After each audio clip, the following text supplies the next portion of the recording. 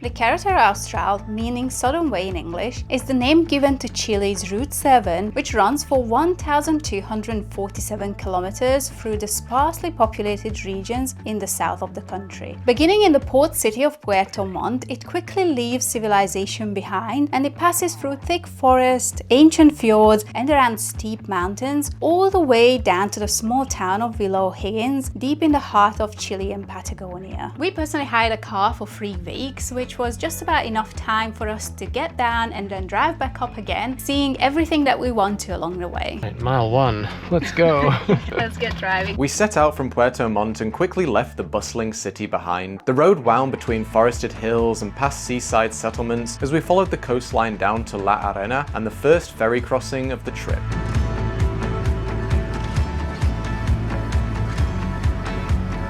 After around 30 minutes, we disembarked the ferry at Caleta Puelche and drove the remaining 55 kilometers down to Hornapiren.